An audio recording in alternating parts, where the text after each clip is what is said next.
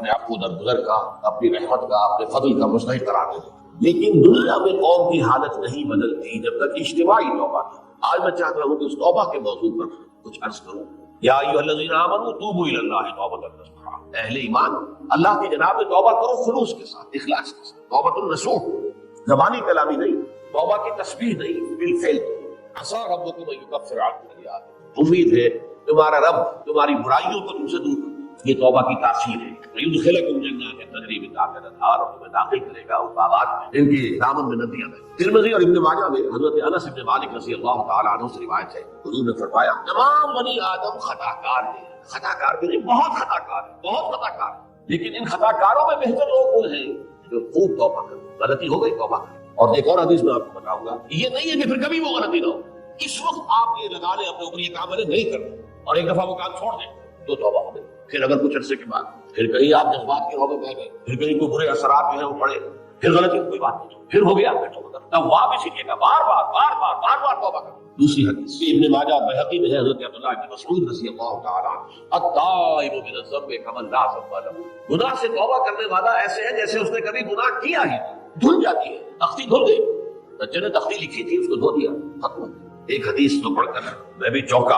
والذی نفسی بیدہ لو لم تذنبوا لذهب اللہ بکم ورجاء بقوم یذنبون فیستغفر اللہ فیغفر لهم. اگر تم لوگ گناہ نہ کرتے تو اللہ تمہیں ختم کر کے کوئی اور ایسی مخلوق پیدا کرتا کہ جو گناہ کرے اور پھر وہ توبہ کرے اور اللہ سے. یہ اصل میں اسلوب ہے بیان کا، بتانے کے لیے کہ تمہارے دلوں کے اندر مایوسی کا غلبہ نہ ہو. اگر گناہ نہ ہوتا اور پھر توبہ نہ ہوتی اور میں کو سبسکرائب کریں. ڈاکٹر اسرار احمد رحمت اللہ کے لیے سورہ فاتحہ اور کامنٹ میں آمین لکھیں. وہ معاف نہ کرتا تو میری شان غفاری کا ظہور کیسے ہوتا؟ میری شان ہے نا، غفار بھی ہوں، ستار بھی ہوں، اس کا ظہور کیسے؟ اسی سے ملتی جلتی ایک حدیث ہے، یہ امام احمد اور امام بہقی لائے ہیں، اور اس کے راوی حضرت علی ہے رضی اللہ تعالیٰ. اللہ تعالیٰ کو بہت محبت ہے، یحب. اب دیکھیے ایک طرف وہ آیات ذہن میں لائیے، اللہ تعالیٰ کن سے محبت کرتا ہے؟ اللہ محبت کرتا ہے اپنے ان بندوں سے جو اس کی راہ میں جنگ کرتے ہیں، صفے باندھ کر، گویا سیسا پلائی کی دیوار ہے. یہ ہے مثبت کا، نیک کا، محسنین، اللہ کی راہ میں قتال کرنے والا. یہاں اس کے برعکس کہا جا رہا ہے ان اللہ یحب، اللہ تعالیٰ محبت کرتا ہے اپنے اس بندے سے، العبد المؤمن، جو مومن ہو. اس کی ایک اور بڑی پیاری حدیث آئے گی، المفتن التواب، جو بہت فکروں میں مبتلا ہو جاتا ہو اور پھر بہت توبہ کرتا ہو. مفتن التواب، لیکن ساتھ ہی پلٹتا ہو، رجوع کرتا ہو، پھر اللہ کے حضور میں حاضر ہوتا ہو، پھر معافی مانگتا ہو. اللہ تعالیٰ کو اپنا ایسا بندہ بہت پسند ہے. تو بہت سی حدیثیں میں نے ان میں سے کچھ چنی ہے. ہمارے بعض واعظ ناصح وہ بھی کسی شخص کو روکتے رہے، برائیوں سے روکتے رہے، نہیں رکتا تو کہیں غصے میں آ کے اللہ تجھے کبھی معاف نہیں کرے. یہ کتنا بڑا جرم ہے، اس کا اندازہ کیجیے. اس حدیث سے تم میرے بندے کو میری رحمت سے مایوس کر رہے ہیں، کتنا بڑا جرم ہے، اس کا اندازہ کیجیے. یہ مسلم شریف کی روایت ہے، عن جندب، حضرت جندب رضی اللہ تعالیٰ عنہ سے کہ ایک شخص نے یہ کہا کہ خدا کی قسم اللہ تعالیٰ فلاں شخص کو کبھی معاف نہیں کرے. اس پر اللہ تعالیٰ نے یہ فرمایا کہ کون ہے جو میرے اوپر حکومت کرنے والا آ گیا، جو میری طرف سے حکم لگا رہا کہ میں کبھی معاف نہیں کروں گا، کہ میں فلاں شخص کو کبھی معاف نہیں کروں گا. قد غفرت لفلان، اس کو تو میں نے معاف کر دیا. واحبطت عملہ، اس شخص کے تمام اعمال میں نے ضائع کر دیے. تم نے میرے بندے کو مایوس کیا. یہ ہے جرم کی. تو توبہ کی دعوت دیتے رہو، توبہ کے لیے لوگوں کو آمادہ کرتے رہو، توبہ جو ہے اس کے لیے ترغیب دیتے رہو. اللہ تعالیٰ معاف فرمانے والا. آخری حدیث بتا رہا ہوں، یہ تو بہت ہی عجیب حدیث ہے اور متفق علیہ ہے، بخاری اور مسلم دونوں میں. حضرت ابو سعید الخدری رضی اللہ تعالیٰ عنہ جو ہے اس کے راوی، حضور نے فرمایا کہ تم سے پہلے جو امت تھی بنی اسرائیل، ان کا ذکر ہے، اس میں ایک آدمی ایسا تھا جس نے 99 قتل کیے. اب آپ اندازہ کیجئے کتنا بڑا گناہ کبیرہ ہے قتل. قرآن مجید میں آتا ہے اگر ایک انسان کو بھی ناحق قتل کر دیا گیا تو یہ ایسی ہے گویا کہ اس نے پوری نوع انسانی کو قتل کر دیا. اس نے 99 قتل کیے. پھر اس کے بعد یہ ہوا کہ اس کے اندر توبہ کا جذبہ پیدا ہوا. تو اس نے پھر سوال کیا، لوگوں سے پوچھا کہ زمین میں رہنے والوں میں کون سب سے بڑا عالم ہے. اسے بتایا گیا فلاں راہب فلاں جگہ پر ہے، وہ بہت نیک ہے، بڑا عالم ہے. وہ اس کے پاس آیا، انہوں نے کہا دیکھیے راہب صاحب، میں نے 99 انسان قتل کیے، اب مجھے یہ بتائیے کہ میرے لیے توبہ کا کوئی امکان ہے؟ اس نے کہا نہیں. اس نے اس کو بھی قتل کر دیا، اپنی سینچری مکمل کر لی، مطلب 99 کے بعد ایک ہی کسر تھی، اس کو بھی قتل کیا، 100 پورے کر لیے. پھر اس نے پوچھا کوئی اور، کوئی بڑے عالم انسان کو. پھر اس کی رہنمائی کی گئی ایک بڑے عالم شخص کی طرف، تو اس نے وہاں جا کر کہا کہ میں 100 انسان ہلاک کر چکا ہوں، قتل کر چکا ہوں، میرے لیے توبہ کا کوئی امکان ہے؟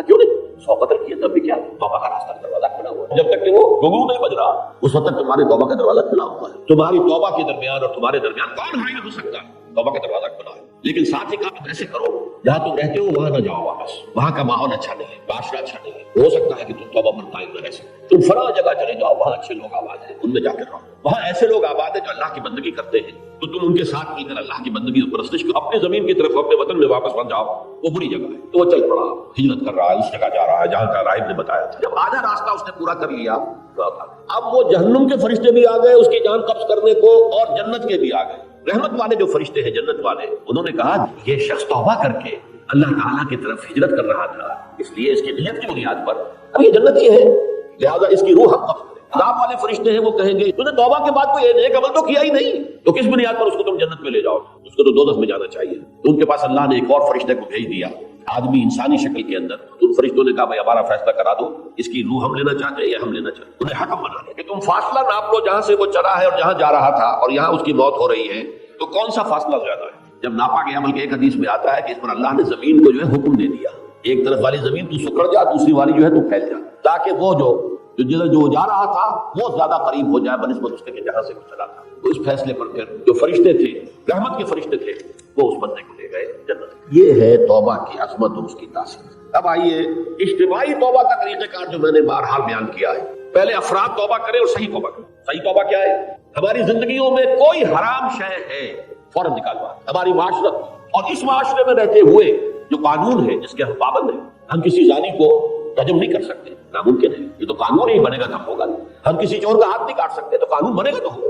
تو ہم جن چیزوں پر عمل نہیں کر سکتے قانوناً، ان کے علاوہ باقی پوری شریعت جس پر عمل کیا جا سکتا اس پر عمل پیرا ہو۔ سود میں بند نہیں کر سکتا، بینکوں کو میں آگ نہیں لگا سکتا، اور بینکوں کو آگ لگا دیں گے تبھی سود تو ختم نہیں ہوگا، لیکن یہ تو کر سکتا ہوں نا کہ براہ راست سود میں منوس نہ ہوں، سود پر قرضہ لے کر اپنا کاروبار نہ چمکاؤں، نہ بڑھاؤں، سود پر قرضہ لے کر اپنے مکان نہ اونچا کروں، یہ تو کر سکتا ہوں۔ تو کم سے کم جو ڈائریکٹ کسی نے قانون نہیں بنایا، لازم ہے آپ پر کہ آپ سودی قرضہ لیں اور اپنی بلڈنگ عالی شان بنا لیں، کسی نے کی۔ آپ کے معاشرے میں کوئی قانون نہیں بنا کہ پردہ ختم، یہ اگر کر رہے تو آپ فحاشی ہے، عریانی ہے، لیکن چوز آپ خود کرتے ہیں، فیصلے کا اختیار آپ کا اپنا ہے۔ تو جن چیزوں کے اندر بھی گناہ سے بچنے کا امکان ہے اس کو عملاً ترک کیا جائے، اور نمبر 2 عزم مصمم کر لیا جائے کہ اللہ اب بقیہ زندگی جتنی بھی ہے اس میں اپنی توانائیاں، اپنی قوتیں، اپنی صلاحیتیں صرف کروں گا تیرے دین کی تبلیغ اور تیرے دین کے قائم کرنے کی جدوجہد۔ یہ لوگ اگر 14 کروڑ میں 14 لاکھ بھی ہو جائے، بہرحال 2-4 کی توبہ کرنے سے ملک کی قسمت نہیں بدلتی۔ محترم تعداد کے اندر جو ہے یہ لوگ اگر ایسے ہو جائیں، اور پھر یہ کہ وہ مل کر اگر زور لگائیں، تو واقعی اس ملک کے اندر شریعت اسلامی کا نفاذ ہو سکتا ہے، اللہ کا نظام قائم کیا جا سکتا ہے۔ یہ ملک بنایا اسی لیے گیا۔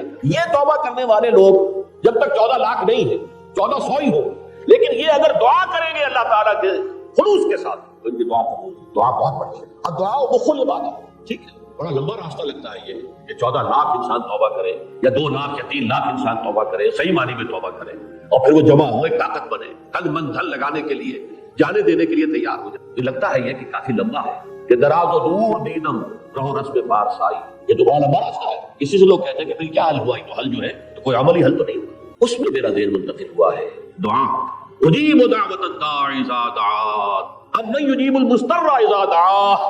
بھلا وہ کون ہے جو کسی مضطر کسے کہتے ہیں؟ ایک شخص نہایت پریشان حال ہو گیا ہو، نہایت پریشان حال، اور میں اللہ کو پکارے، پروردگار تو میری دستگیری کر، اللہ کسی اور طرف مجھے کوئی توقع نہیں رہی، کوئی نہیں رہا جس سے مجھے کوئی امید۔ اس دعا کی تو کم سے کم ہم منادی کریں، لیکن پہلے شرط وہی ہے، ورنہ وہ دعا نہیں ہے، ورنہ وہ توبہ نہیں ہے۔ توبہ صحیح ہو، حرام سے اپنے وجود کو، اپنے گھر کو پاک کریں، اس کے بغیر تو جیسے کہ کہا گیا سورہ مائدہ میں، قل یا اہل الکتاب لستم علی شیء حتی تقیموا التوراۃ والانجیل، اے نبی سے کہہ دیجئے اے اہل کتاب تمہاری کوئی حیثیت اللہ کی نگاہوں میں نہیں ہے، تمہاری کوئی دعا اللہ کے ہاں قابل پذیرائی نہیں ہے جب تک کہ تم تورات اور انجیل کو قائم نہیں کرو۔ لہٰذا دعائیں تو نہ بنو۔ 30 لاکھ آدمی جو ہے حج کے موقع پر کیسی دعائیں مانگتے ہیں، کہاں جا رہی ہیں دعائیں، کہاں ہے ان کی قبولیت؟ کیا سا توبہ صحیح ہو، 99 قتل کیوں؟ آپ اولاد سے محبت، اس اولاد کے لیے آپ کیا کرتے ہیں؟ کتنے پاپڑ نہیں پہ، ورنہ ایک آدمی کو اپنے 2 وقت کی روٹی کے لیے کتنی محنت کی ضرورت ہے، وہ ساری محنت مشقت جو کر رہا ہے صبح سے لے کر شام تک کی کمر توڑ دینے والی محنت کس کے لیے کر رہا ہے؟ اولاد کے لیے کر رہا ہے، اس لیے کہ اولاد سے محبت۔ اور آپ کو ایسے لوگ مل جائیں گے جو گویا کہ کلیتاً اپنے وجود کو اولاد کی شخصیت میں گم کر دیں، اس لیے کہ ان کا اور ہائر آئیڈیل زندگی میں ہے ہی نہیں۔ ان جینا مرنا، ان صلاتی و نسکی و محیای و مماتی للاولاد، ان کی نماز، ان کی قربانی، ان کا جینا، ان کا مرنا، ان کی بھاگ دوڑ، ان کی صحیح و جو سب سے بڑھاتی ہے، تو جس سے تعلق خاطر ہوگا، جس سے محبت ہوگی، اسی کے لیے آپ قربانی کریں گے، اسی لیے آپ محنت کریں گے۔ اب ظاہر بات ہے کہ دین کے لیے قربانی، دین کے لیے ایثار، دین کے لیے دنیا کا نقصان برداشت کرنا تبھی ممکن ہوگا جبکہ اللہ سے محبت اللہ سے آپ کا تعلق مضبوطی کے ساتھ آئے. یہ اللہ کے ساتھ تعلق کو مضبوطی سے قائم رکھنے کے لیے دو چیزیں بتائی گئی، بلکہ پہلے ایک چیز سمجھ لیجیے، وہ ہے ذکر، اللہ کی یاد. یہ ذکر جو ہے یہ ہے کہ جو آپ کا تعلق اللہ سے بہت ہے، اس سے اس کے ساتھ تعلق جو ہے وہ استوار ہوتا ہے، تازہ رہتا ہے. اگر کہیں اس کے اوپر گرد و غبار آ جائے دنیا کی مصروفیات اور مشغولیتوں کی وجہ سے، دنیا کے صدموں کی وجہ سے، دنیا کی مصیبتوں کی وجہ سے، تو جب اللہ کو آپ یاد کرتے ہیں تو وہ ایسے ہے جیسے کہ پھر آپ نے وہ گرد و غبار چٹک دیا اور آپ کے دل کے اندر پھر اللہ کی محبت جو ہے وہ اثر نو جاگتی ہو گئی، وہ پھر اس کے اندر سے چمک اٹھی. یہ ذکر ہے اصل میں کہ جو بندہ مومن کا سب سے بڑا، اس کو سب سے زیادہ قوت عطا کرنے والی چیز اللہ کا ذکر. لیکن ذکر کے بارے میں چند چیزیں میں عرض کروں گا، اس سے پہلے یہ مضامین کبھی نہیں آئے ہیں ان محفلوں میں، توجہ سے اس کو سنیے. ہمارے ہاں ذکر کے بارے میں بڑے موازنے ہیں، اس لیے کہ سب سے پہلا معاملہ تو یہ ہے کہ ذکر اور ذریعہ ذکر، ان دونوں چیزوں کو گٹمٹ کر دیا گیا. ذکر اور ہے، ذریعہ ذکر اور. ذکر کیا ہے؟ استحضار اللہ بالقلب. ذکر اصل میں ہے اللہ کو دل میں موجود رکھا، اللہ کو دل یہاں اس کی یاد یا اس کی محبت یا اس کے ساتھ لگاؤ اور تعلق کو قائم. استحضار اللہ بالقلب. اب جس چیز کو ہم ذکر کہتے ہیں وہ ذریعہ ذکر ہے. میں بیٹھ کر اگر کہہ رہا ہوں سبحان اللہ سبحان اللہ سبحان اللہ سبحان اللہ، یہ ذریعہ ذکر ہے، ذکر نہیں ہے.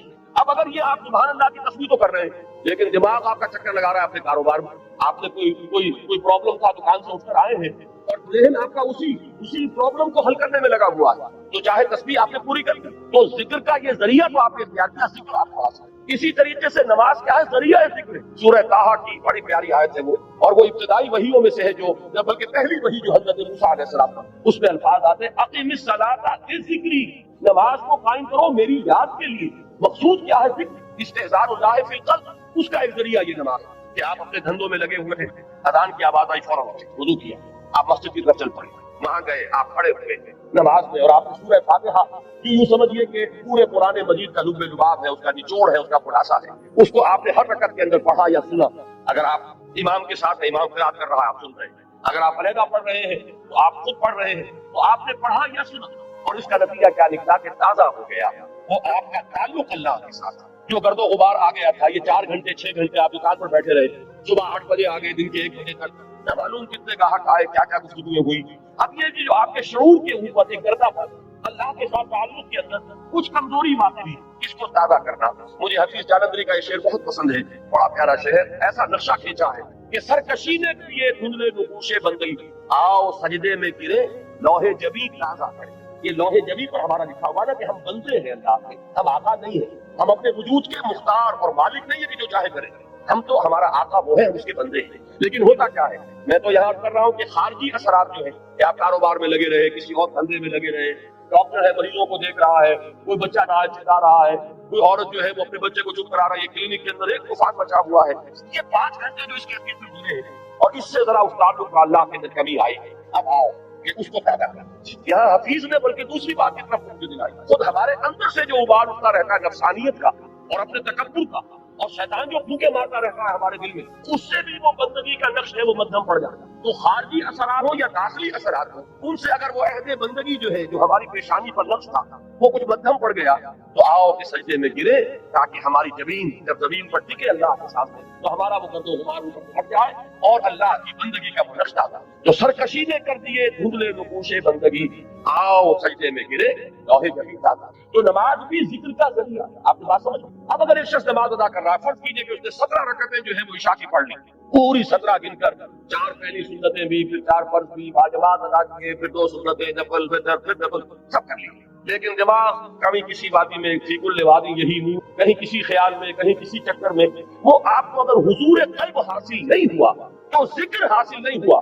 اس کے یہ معنی نہیں کہ نماز بیکار ہے، یہ ہے بالکل منکرین سنت اور منکرین حدیث کی انتہا تک بات ہے. آپ کی نماز ضائع نہیں جائے گی، اس لیے کہ آپ نے جو یہ مشقت کھیلی عشاء کی نماز ہے، اس وقت تو آپ کا جسم تھکا ہوا تھا، جسم جو اندر سے تقاضا کر رہا تھا کہ جاؤ لیٹ جاؤ آرام کرو. یا ممکن ہے کہ یہ تقاضا ہو رہا ہو کہ آج فلاں ڈرامہ آ رہا ہے ٹیلی ویژن پہ، چلو بیٹھو اس کو دیکھتے ہیں. اس وقت اگر آپ تمام چیزوں سے منہ موڑ کر آئے، مسجد میں آپ نے حاضری 17 رکعتیں آپ نے ادا کی، اللہ ظالم نہیں ہے کہ آپ کی اس مشقت کو وہ ان ریوارڈڈ رہنے دے. اس کی اجرت ملے گی، اس کا اجر ملے گا، اس کا ثواب ملے گا.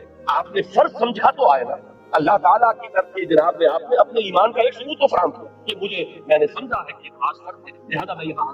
اس لیے یہ میں سمجھیے کہ یہ نماز ضائع جائے گی. ضائع نہیں جائے گی، فرض ادا ہو گیا، اس کا اجر و ثواب آپ کو ملے گا۔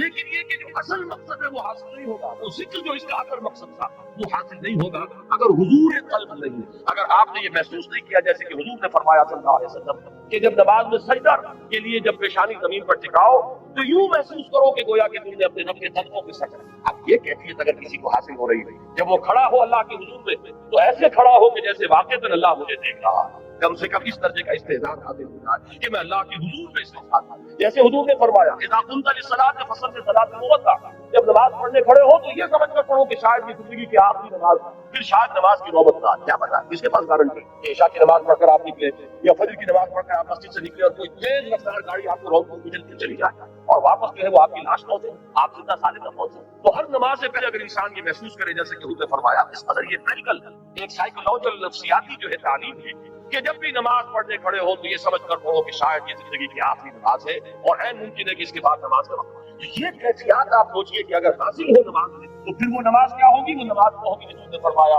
کہ الصلاۃ معراج المؤمنین، یہ نماز اہل ایمان کے حق میں معراج کے اس میں ہم کلام ہوتے ہیں آپ اللہ سے جیسے کہ حضور ہم کلام ہوتے ہیں اللہ تعالیٰ کے ساتھ۔ تو یہ نماز کا ذریعہ۔ اب میں ایک بات کہہ رہا ہوں تیسرے نمبر پر، یہ سبحان اللہ سبحان اللہ سبحان اللہ یہ بھی ذکر کا ذریعہ، نماز پڑھتے ہیں آپ یہ بھی ذکر کا ذریعہ۔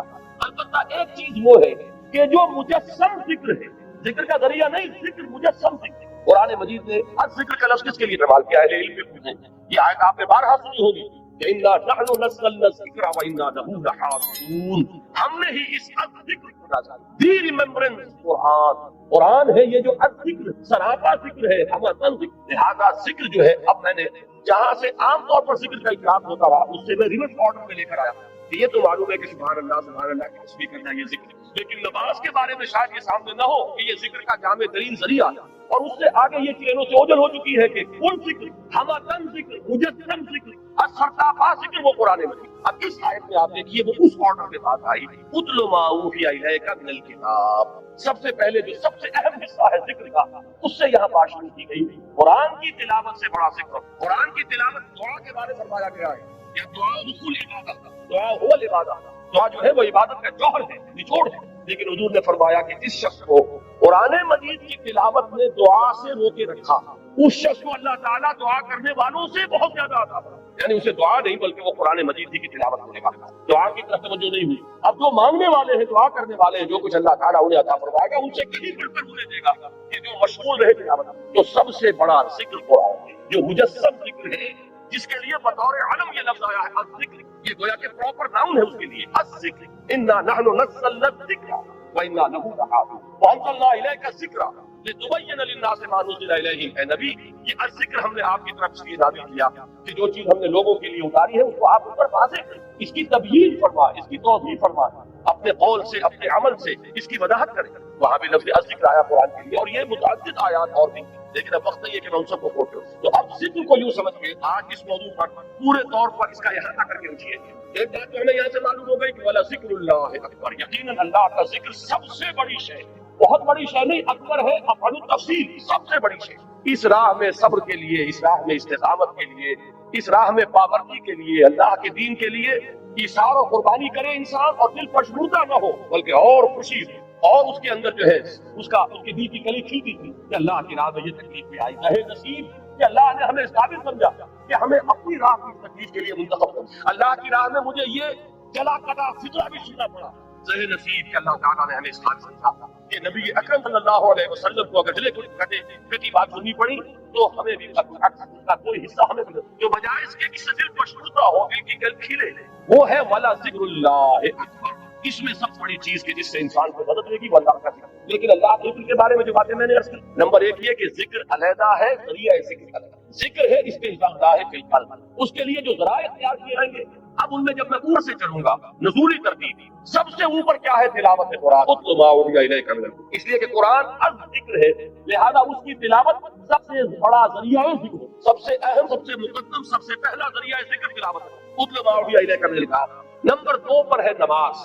نماز جو ہے اس کے بارے میں یہ عرض کر دوں کہ یہ جامع ترین ذریعہ ذکر، مقدم ترین وہ ہے قرآن کی تلاوت، اہم ترین ہے قرآن کی تلاوت، لیکن جامع ترین یہ ہے، وہ کس لیے کہہ رہا ہوں، اس میں دیکھیے 4 چیزیں جمع کر دی گئی ہیں۔ نمبر 1 اس میں ذکر قولی بھی ہے، ذکر عملی بھی. آپ پڑھ بھی رہے ہیں سورہ فاتحہ، زبان سے بھی کہہ رہے ہیں سبحان ربی العظیم، زبان سے بھی کہہ رہے ہیں اللہ اکبر، اور رکوع میں بھی جا رہے ہیں اللہ اکبر کہہ کے. جب آپ گئے رکوع میں تو آپ نے اپنے وجود سے بھی ذکر کیا، اپنے وجود سے بھی گویا کہ ظاہر کیا آپ اللہ کی بڑائی کے قائل ہیں کہ آپ اس کے سامنے رک رہے ہیں. پھر آپ جب سجدے میں گرے ہیں تو گویا کہ آپ نے اپنے پورے وجود سے ظاہر کیا کہ آپ کے ذہن میں، آپ کے قلب پر اللہ کی عظمت کا نقش اتنا گہرا ہے کہ آپ نے اپنی پیشانی. معلوم یہ ہوا کہ یہ ذکر قولی بھی ہے اور ذکر عملی بھی شامل ہے. جیسے سائنس کی تعلیم ہوتی ہے، کلاس روم میں لیکچر ہوتے ہیں، پھر جا کر لیبارٹری میں ایکسپیریمنٹیشن ہوتی ہے. یہ دونوں چیزیں جب جمع ہو جاتی ہیں تب وہ بات راسخ ہو جاتی ہے. تو ذکر قولی اور ذکر عملی. اور نمبر 2 ذکر قولی پہ بھی اب یہ میں اب ایک اصطلاح خود ایجاد کر کے آپ کے سامنے رکھ رہا ہوں. ایک ہے ایکٹیو ذکر اور ایک ہے پیسیو ذکر. ایکٹیو ذکر کیا ہے؟ جس میں خطاب ہوتا ہے اللہ کے ساتھ، جس میں کہ علامہ اقبال نے میننگ آف پریئر، ان پر ان کا ایک لیکچر ہے، وہ جو ان کے 7 لیکچر تھے تباہ شدہ ریکنسٹرکشن آف تھاٹ ان اسلام، اس میں میننگ آف پریئر ان اسلام، اسلام میں دعا اور نماز کا مقام کیا ہے، اس کا مفہوم کیا ہے. تو بڑی پیاری بات یہ کہی ہے کہ انسان جب دعا کرتا ہے اللہ سے تو اس میں وہ انائے صغیر انائے کبیر کے بالکل سامنے آ جاتا ہے. ایک تو یہ ہے کہ آپ جملہ خبریہ کی شکل میں اللہ اکبر اللہ اکبر اللہ اکبر آپ نے 34 مرتبہ کہا، اللہ سب سے بڑا ہے، اللہ سب سے بڑا ہے، اللہ سب سے بڑا ہے. یہ غائب کے سیغے میں بات ہو رہی ہے، اس میں خطاب نہیں ہے، اس لیے میں اس کو کہتا ہوں پیسیو ذکر. اور ایک ایکٹیو ذکر ہے جس میں آپ اللہ سے ہم کلام ہو، ایاک نعبد و ایاک نستعین اهدنا الصراط المستقیم. یہ کیا ہے؟ اس میں آپ اللہ سے ہم کلام. یہاں آپ کی وہ انائے صغیر، یہ فائنائٹ ایگو، وہ بالکل انفائنائٹ ایگو کے سامنے آ کر اس سے خطاب کر رہی ہے. افلاک سے آتا ہے نالوں کا جواب آخر، اٹھتے ہیں حجاب آخر، کرتے ہیں خطاب آخر. تو یہ جو خطاب والا انداز ہے نماز میں آپ کو یہ بھی ملے گا. سورہ فاتحہ کا اہم ترین حصہ یہ ہے. شروع میں جو ہے غائبانہ انداز میں آپ کہتے ہیں الحمدللہ رب العالمین الرحمن الرحیم مالک یوم الدین، یہ غائبانہ انداز ہے، یہ جملہ خبریہ ہے. لیکن یہاں ایاک نعبد و ایاک نستعین، اب یہاں خطاب ہو، اب آپ اللہ سے براہ راست ہم کلام ہیں. تو نماز میں نے عرض کیا کہ ذکر قولی اور ذکر عملی جمع ہو گئے، اور ذکر قولی میں یہ بھی کہ خطاب والا ذکر جس میں اللہ سے ہم کلام ہو، اور ایک یہ کہ غائبانہ انداز میں اللہ کی تسبیح، اللہ کی تحلیل، اللہ کی تکبیر. آپ ہر مرتبہ جب اٹھ رہے ہیں اللہ اکبر، اب یہ کیا ہے؟ یہ بھی ذکر. تو معلوم ہوا کہ ذکر کا اہم ترین مقدم ترین ذریعہ تلاوت قرآن، ذکر کا جامع ترین ذریعہ نماز. اتل ما اوحی الیک من الکتاب واقم الصلاۃ ان الصلاۃ تنہی عن الفحشاء والمنکر. یقینا نماز روکتی ہے فحشاء سے اور منکر سے. اب یہاں پہ تھوڑی سی بات کروں گا، اس وقت میری آج کی بات سے یہ بات ضمنی ہے، اس لیے کہ کافی دور تک پہنچنا ہے ہمیں. یہ عام طور پر لوگ دن میں رہتا ہے کہ ساتھ یہ نماز بھی پڑھتے ہیں، لیکن نماز کے ساتھ وہ چاٹ چوبیس بھی کرتے ہیں، نماز بھی پڑھتے ہیں، جھوٹ بھی بولتے ہیں، نماز بھی پڑھتے ہیں، بلیک مارکیٹنگ بھی کرتے ہیں، نماز بھی پڑھتے ہیں، یہ بھی کرتے ہیں. یہ ہمارے معاشرے کا اور نوجوان نسل میں جو ابا اور جو بغاوت پیدا ہوئی ہے دین سے. میں بربلا یہ کہتا ہوں کہ یہ ان مذہبی لوگوں کا رد عمل بھی جنہیں وہ اپنی آنکھوں سے دیکھتے ہیں کہ ہمارے ابا جان نماز میں تو بڑے پکے ہیں، لیکن اتنے ہی پکے جو ہے وہ دکان پر جھوٹ بولنے میں بھی. ظاہر بات ہے کہ بیٹے سے تو چھپی ہوئی بات نہیں، آپ کسی سے چھپا لیں گے، آپ کی بیوی سے تو آپ کی کمزوریاں جو ہے وہ چھپی ہوئی نہیں، آپ کے گھر والوں سے، آپ کی اولاد سے. کہ نماز میں بھی بڑے پکے ہیں، جھوٹ بولنے میں بھی. ظاہر بات ہے کہ اس کی طبیعت نوجوان جو ہے اس کا معاملہ یہ ہوتا ہے کہ وہ ان چیزوں پر غور کرتا ہے. چاہے اگر صادق مند ہے آپ کے سامنے بولتا نہیں، لیکن آپ نے بولا اس کا ایک اثر قبول کرتا ہے، اور وہ سمجھتا ہے کہ نماز میں کا فائدہ کیا ہے. اگر نماز کے ساتھ یہ بھی ہے، اگر نماز کے ساتھ سنگ دلی ہے، ایک غریب آدمی کو دیکھ کر آپ کا دل نہیں پسیجا،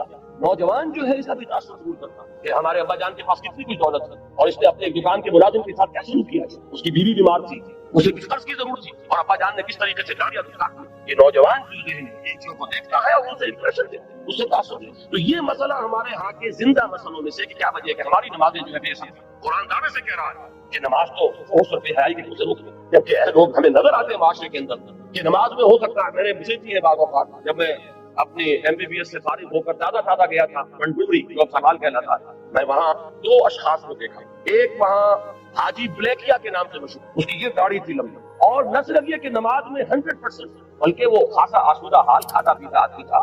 اس کے پاس ڈپو تھے، ڈپو ہی میں بلیک ہوتے، تو وہ اذان بھی خود جا کر 5 وقت کی اذان کو شخص دیتا تھا. یعنی جہاں تک عبادت کا تعلق ہے، یہ ایک ساتھ ساحیوال کے بیٹھے ہوئے سر ہلا رہے ہیں، ان کے ذہن میں وہ صاحب آ گئے ہوں گے، لیکن بہرحال میں کسی مدر شخص نہیں، میں تو مثال کے طور پر آپ سے یہ ہمارے معاشرے کے اندر وہ حاجی بلیکیا جو ہے وہ نوجوان نسل پر اپنے اس دین کا کیا اثر پائے گا. اور اس کے ساتھ ہی بالکل پیرلل ایک حاجی رشوت تھے، وہ انکم ٹیکس کے اندر وہ انسپیکٹر تھے، ان کی بھی داڑھی بہت طویل اور نمازی بہت تھی، لیکن وہ خوب رشوت لیتے خود بھی اور رشوتیں دلواتے تھے مریضوں کو. تاکہ جب وہ کسی پارٹی کا گلا دباتے تھے تو اپنے لیے بھی کچھ لیتے تھے اور اللہ کو نہیں بھولتے تھے، اللہ کے گھر کے لیے بھی کچھ لیتے تھے. یہ ہے ہمارے ہاں کی وہ دینداری.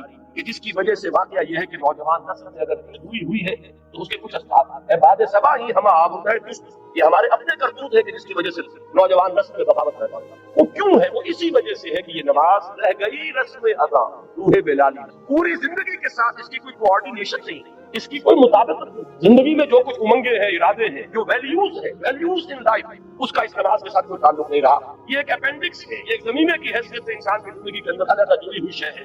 اس کا اس کی اصل سیرت سے اصل کردار سے یہ وجہ ہے کہ یہ نماز وہ نماز ہے. ہمارا یہ حج 30 لاکھ افراد حج کر رہے ہیں، لیکن یہ کہ کوئی دنیا میں اس کا اثر. ہمارے ہاں سے اگر 1 لاکھ افراد حج کر کے آئے تو کوئی 1% دیانتداری معاشرے میں ہر سال اگر بڑھے، اس 30 یا 1 لاکھ افراد کے حج کرنے سے تو آج 25 سال اور 40 سال 40واں شروع ہو چکا ہے. 40% تو ہمارے ہاں دیانتداری بڑھتی اور بددیانتی گھٹ گئی. لیکن نہیں، معلوم ہوتا ہے کہ جو کچھ ہے وہ سب ہے. نمازوں، روزوں، قربانیوں، حج، یہ سب باقی ہے، تو باقی نہیں. وہ بیچ میں جو روح ہے وہ نکل سکی. اب یہ ریچولز کی شکلیں اختیار کر چکے ہیں یہ اعمال. یہ وجہ ہے، ورنہ واقعہ یہ ہے کہ بندہ مومن کے لیے سب سے بڑی بات وہ یہ نماز. اللہ کے ساتھ تعلق قائم کرنے والی سب سے بڑی چیز نماز. اچھا، ذکر کی بات کر رہا تھا. مقدم ترین اہم ترین ذکر تلاوت. نمبر 2 نماز. نمبر 3 وہ جو حضور صلی اللہ علیہ وسلم سے جو مسنون دعائیں. دیکھیے یہ ہے نمبر 3 اذکار مسنونہ اور ادعیہ مسنونہ. ان میں یہ ہے کہ کوئی ایڈیشنل ٹائم آپ کو نہیں لگتا. آپ اگر کار میں بیٹھ رہے ہیں، سواری پر سوار ہونے کی دعا ہے، اتر رہے ہیں اس کی دعا ہے، صبح اٹھ رہے ہیں دعا ہے، آپ بیت الخلاء میں داخل ہو رہے ہیں دعا ہے، بیت الخلاء سے باہر نکلے ہیں دعا ہے، آپ پھر وضو کرنے بیٹھے، وضو کے بعد فارغ ہوئے، مسجد کے لیے نکلے گھر سے دعا ہے، مسجد میں داخل ہوئے دعا ہے. مسجد میں جو رہیں گے تو وہ تو ہے ہی نماز، وہ تو سراپا ذکر ہے. واپس آئیں گے پھر دعا ہے، گھر میں داخل ہوں گے پھر دعا ہے، بازار کے لیے نکلیں گے دعا ہے، واپس آئیں گے دعا ہے، سفر پر جائیں گے دعا ہے، واپس آئیں گے دعا ہے. یہاں تک کہ آخری بات عرض کر دیتا ہوں کہ آپ تعلق ظن و شوق نہ کرتے ہیں تو بھی دعا. کوئی عمل زندگی کا ایسا نہیں ہے جس کے لیے مشکل دعا. آئینہ دیکھتے ہیں تو دعا، کپڑے بدلتے ہیں. یہ دعا جب انسان یاد کر کے مانگتا ہے تو اس سے 2 تیر، ایک تیر میں 2 شکار ہو. کیا کہ ایک طرف تو دعا میں آپ کس سے خطاب کر رہے ہیں؟ اللہ سے. اور دوسرے یہ کہ الفاظ کون سے استعمال کیے جو منقول ہے رسول اللہ صلی اللہ علیہ وسلم. تو گویا کہ 2 نسبتیں پائی ہیں. نماز آپ نے اگر کھانا کھایا، الحمدللہ الذی اطعمنا وسقانا وجعلنا، کس کا شکر؟ اللہ کا. اور کس کے الفاظ ہیں یہ جو آپ اس وقت ادا کر رہے ہیں؟ محمد الرسول. تو گویا کہ لا الہ الا اللہ اور محمد اللہ دونوں نسبتیں جو ہماری ہیں وہ دعویٰ ہو گئی اس دعائے نسبت. جو نمبر 3 میں اس کو رکھیے، پنجاب میں وہ بڑا پیارا جملہ ہے اس کے لیے کہ اگر آپ کو ویڈیو اچھی لگی تو چینل کو سبسکرائب کریں. ڈاکٹر اسرار احمد رحمت اللہ کے لیے سورہ فاتحہ اور کامنٹ میں آمین لکھیں.